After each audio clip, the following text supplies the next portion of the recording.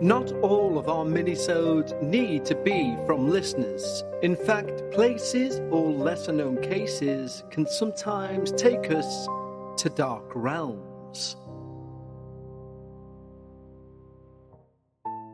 Hello everybody and welcome back to another instalment of Dark Bites. Now, of course, we now run Dark Bites bi-weekly, and last season we opened up Dark Bites so we don't just look at haunted locations anymore.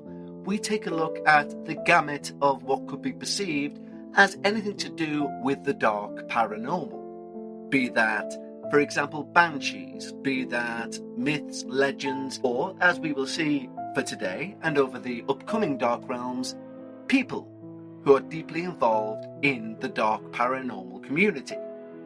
And today, we literally have a godfather, in my eyes, of British research into the paranormal. But before we move on, a quick shout out to our wonderful Patreon team. We could not do this without you. If you are not a Patreon member, I genuinely do believe it is the best place online for anyone with an interest in the paranormal to become a member. The links for which are in the show notes, and we're currently giving a free week to anyone who wishes at the highest tier of our Patreon, which means you gain access not only to early ad-free releases, but also to a new show every week of Dark Bites, which is 30 minutes of Patreon-only experiences, all true, all just for Patreons. And we have a back catalogue that you have access to of over 180 hours of material. Plus, we've started a new show, which is a 30-minute non-stop, non-edited recording of me giving my own theories, etc., on the things we've covered that week. And in the show notes, you'll also find a link to submit your own paranormal experiences to the show, or go direct to thedarkparanormal.com and you'll find the link there, Submit My Experience. And with Patreon, either click the link or go to patreon.com/thedarkparanormal. But right now, for today's Dark Bites, it's an absolute pleasure to do a talk, so to speak, about a gentleman I've been enamoured with for a long, long time. Ever since I was maybe 8 years old and I first found out about the Enfield case. Because today's Dark Realms is about Guy Lyon Playfair. Now, you may assume, if you know the Enfield case, or you may have an image of Guy Lyon Playfair, if you don't know him that well, of being the sidekick of Maurice Grosse. And that's the entire point of today's episode, because by the end of it, you will learn just who Guy Lyon Playfair really was. And so, before we dive in, get yourself a nice drink, sit down, make yourself comfortable, and listen as we talk about the amazing Guy Lyon Playfair.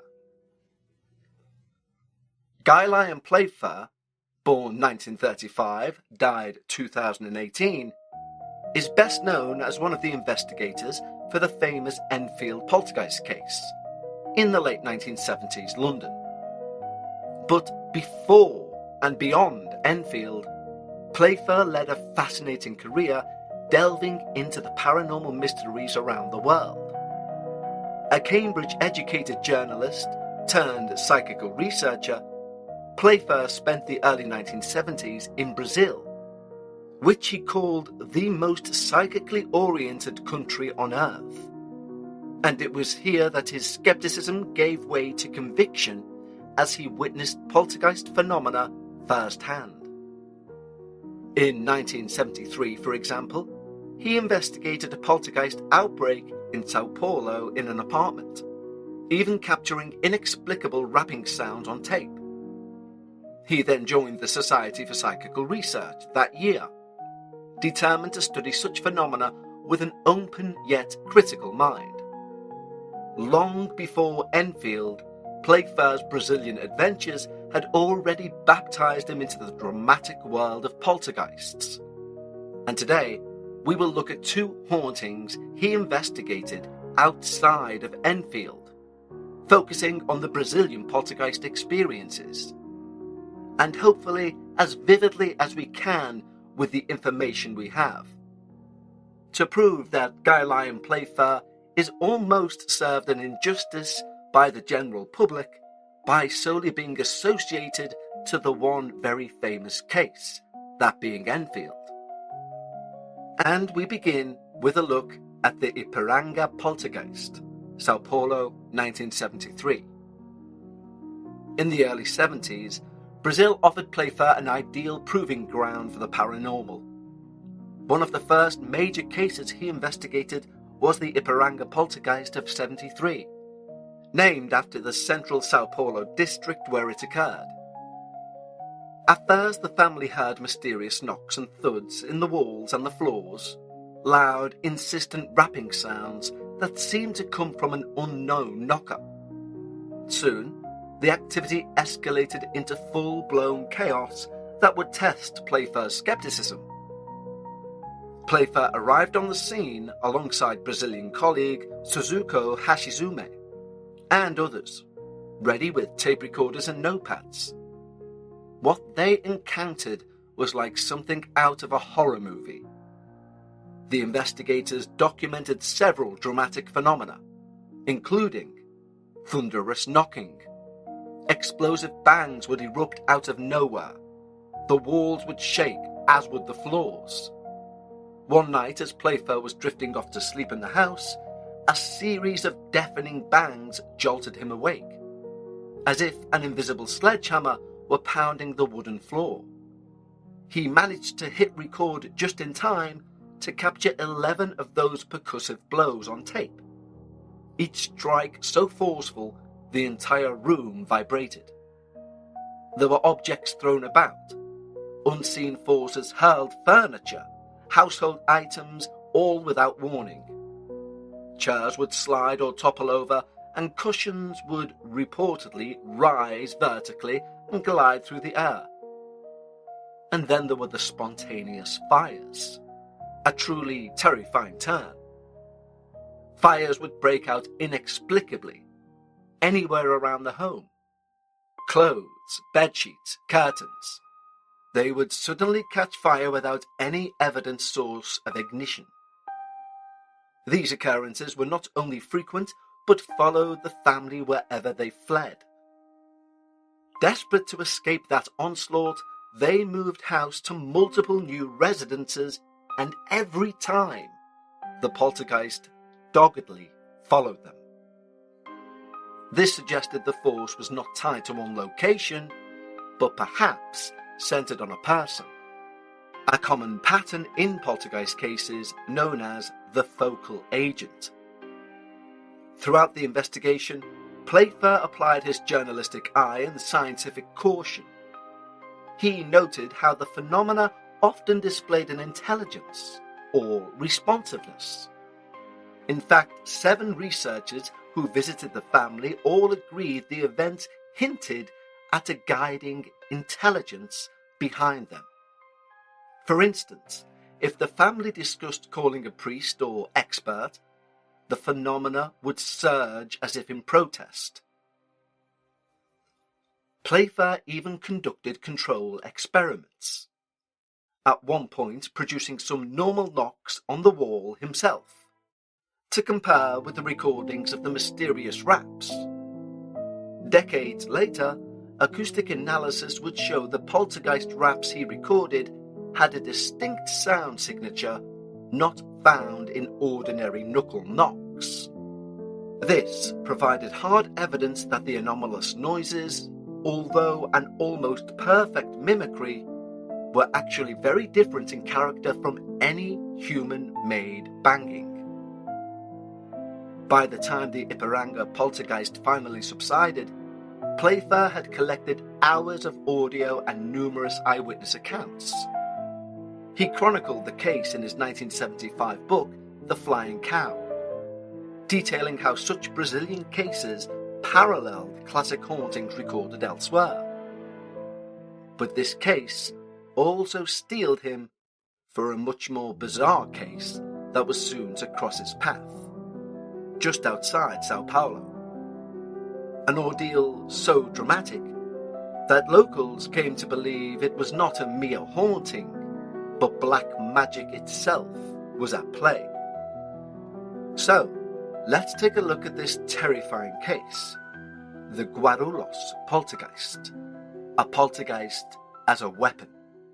Let's have a quick break to talk to you about Acorns. Acorns wants to show a little love to everyone who's on their way to some money goal. Now, a money goal may sound like something everyone has, but believe me, they don't. And even when you think you do, you don't really take into account the step-by-step incremental measurements that need to be made in order to achieve said goal, which is something I personally don't have the time to do. This is where Acorns do their magic, because they try to take you from where's my money today to that goal. And the way they do that is they focus on where your money is going to be tomorrow. There's two major things I want to point out with this. You don't need a bundle of cash to invest. You can invest your spare change. And the second thing is, I'm fortunate enough that the money I've invested, I've seen grow. And using the app, I can see that visually. They also have a potential screen. It shows you the power of compounding your money and how by doing so, you could grow it over time. Basically, for me, Acorns is an all-in-one. Invest, save, and give your money a chance to grow in one trusted place. Sign up now and Acorns will boost your new account with a $5 bonus investment. Join the over 14 million all-time customers who've already saved and invested over $27 billion with Acorns. Head to acorns.com/dark paranormal or download the Acorns app to get started. Paid non-client endorsements. Compensation provides incentive to positively promote Acorns. Tier 11 compensation provided. Potential subject to various factors such as customers' accounts, age and investment settings. Does not include Acorns fees. Results do not predict or represent the performance of any Acorns portfolio. Investment results will vary. Investment involves risk. Acorns Advisors LLC and SEC registered investment advisor. View important disclosures at acorns.com/dark paranormal. This episode is sponsored by BetterHelp. A great job, married, dating, single. The truth is, most of us are still finding our way through this thing called life. And especially in February, the month of love, Valentine's Day, etc. If you're single, it can be a really rough time. Even if you're in a relationship, maybe things aren't going well. Maybe they're going too well, and that in your mind feels a bit off. But therapy can help you find what you want. What you want out of a relationship, out of a job, out of a career, out of a life. Now, I'm not ashamed to say in the slightest I've been in therapy for now over 2 years, and it's helped me immensely. Now, of course, I'm in the UK, but BetterHelp therapists work according to a strict code of conduct and are fully licensed in the US. They do the initial matching work for you so you can focus on your therapy goals. A quick questionnaire will identify your needs and preferences, and their 12 years plus of experience and industry-leading match fulfillment rate means they typically get it right first time every time. And if you're not happy with your match, switch to a different therapist at any time from their tailored recommendations. With over 30,000 therapists, BetterHelp is the world's largest online therapy platform, serving over 6 million people globally. And it works. With an average rating of 4.9 out of 5 for a live session based on over 1.7 million client reviews. So sign up and get 10% off at betterhelp.com. That's betterhelp.com. In April 1973, on the outskirts of Sao Paulo in the quiet Jardim Rosa de Franca neighborhood, another family fell prey to an onslaught of the unexplained.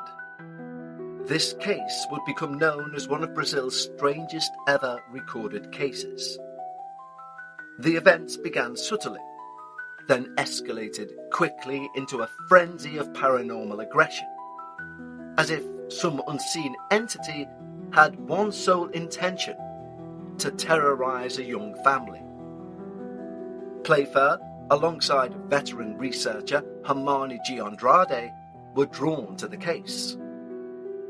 What they uncovered was so outlandish that even Playfair remarked it was, and I quote, especially unusual even by Brazilian standards. The incident centered around a 21-year-old mother, Noemia, who lived with her husband and infant daughter and extended family.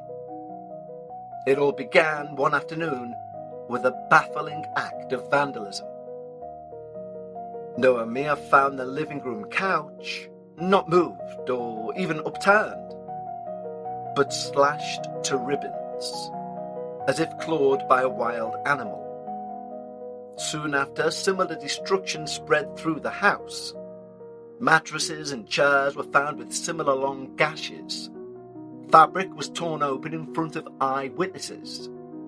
The family were perplexed and alarmed. Who or what was shredding their furniture in total disregard of their very presence? Then came the sightings. Glimpses of a shadowy creature stalking around the home at night. Noemia's father-in-law, Pedro, for one, swore he saw, I quote, "the hand and arm of a beast, a monster, not a man, lurking in the darkness." He described the apparition in chilling detail, saying it had 15-centimeter long claws, curved, black, glossy, and was covered in a fine red fur that gleamed like that of a jaguar. This was no mere ghostly white figure subtly fleeting across a hallway. This was a beast seemingly dragged from the darkness. As days went on, the onslaught of phenomena multiplied and grew violent. Among the reported happenings were ferocious physical attacks. Family members began finding inexplicable scratches and cuts on their skin. Noemia herself suffered deep slashes across her face from an unseen claw, which would appear in clusters of 3 to 5 marks as though made by talons. A visiting neighbour's baby was left with a sudden cut on her leg that required medical assistance. Noemia's husband, Marcus, was cut and scratched by the invisible assailant on multiple occasions. These wounds seemed deliberate, inflicted to maximize fear, almost like a taunt from the entity. Stones pelted the roof from nowhere. Dishes and glassware shattered spontaneously in the cupboards. Money would go missing from one spot and appear somewhere else.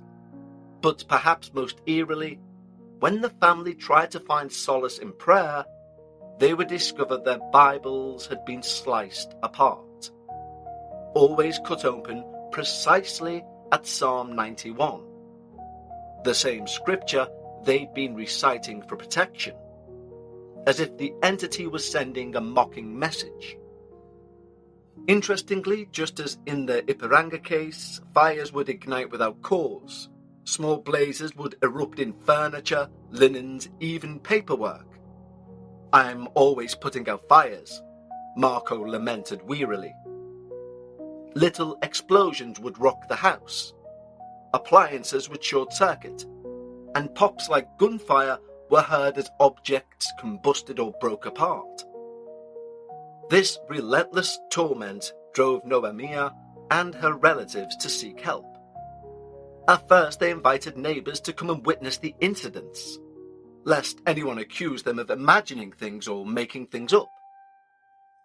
The case then caught the attention of local media, and soon Andrade took on the investigation.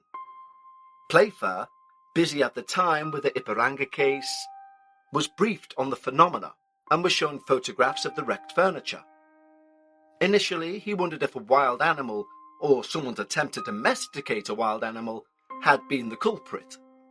But this was quickly ruled out when the family confirmed no animal was kept. And so Playfair became embroiled in one of the most terrifying investigations of his career. As the investigators dug deeper, a troubling theory emerged, because the family revealed that 2 mysterious women, strangers to them, had repeatedly shown up at their door shortly before all the chaos began. They asked odd questions. They behaved strangely. Tying this with local spiritual lore, Andrade hypothesized that the family may be victims of witchcraft.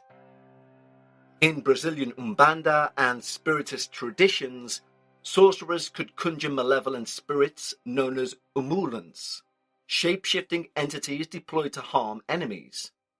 These poltergeists for hire would attach themselves to a target, in this case Noah Mia, and wreak physical and psychological havoc as a form of curse. Essentially, it was a poltergeist as a weapon scenario, deliberately invoked by malicious intent. Priests and pastors were called in to perform exorcisms and blessings, and during one of those intense prayer sessions, the normally stoic Pedro, the patriarch, fell into a trance. His eyes rolled back in his head, and he claimed to see the red-furred beast in a bedroom. In an almost biblical confrontation, Pedro said he lunged and grappled with the invisible foe, shouting he was guided by the Spirit of God. Now, regardless whether this was a genuine psychic battle or a stress-induced hallucination, it only demonstrates the extreme lengths that the family went through to resist this unseen assailant. But ultimately, it would be Noah Mia herself who faced the entity in a final showdown. Exhausted and pregnant with another child, Noah Mia decided she would not be a victim anymore. One night, she knelt in prayer, and she felt the atmosphere change. The temperature plummeted, and a grotesque figure materialized before her. The entity appeared as a fire-breathing man with a demonic visage, spewing obscenities at the young mother. Mustering all her courage, Noah Mia stood up to this fiery spectre, and in a trembling voice she recited Psalm 91, the same psalm the spirits had tauntingly shredded in their Bibles, effectively throwing scripture back at its face. No evil shall befall you, no affliction come near your tent, she prayed aloud defiantly. At the climax of this confrontation, a frigid chill swept over Noah Mia. And then, as suddenly as it all began, the evil presence vanished. She was left stood in a dark, silent room, and her terrified husband woke to find the whole ordeal over. The oppressive atmosphere that had hung over the household for months had gone. In the aftermath, the family reported that the spiritual assaults never returned. Word of the hellish experiences spread, yet Noah Mia's family sought no fame nor fortune.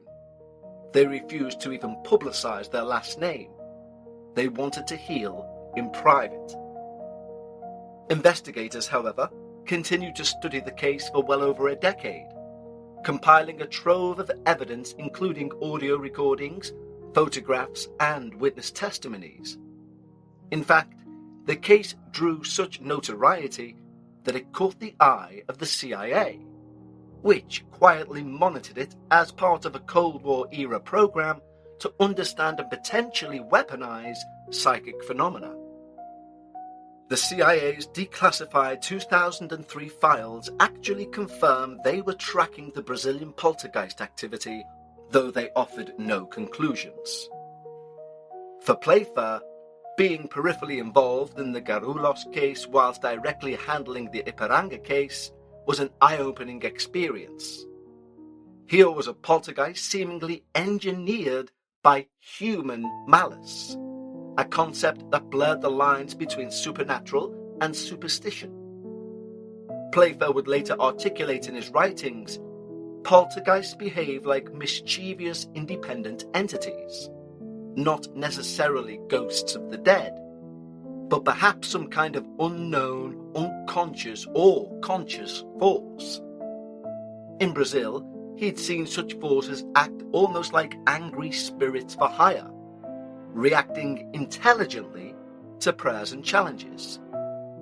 This dramatic South American haunting gave Playfair a broader context for understanding poltergeists across cultures.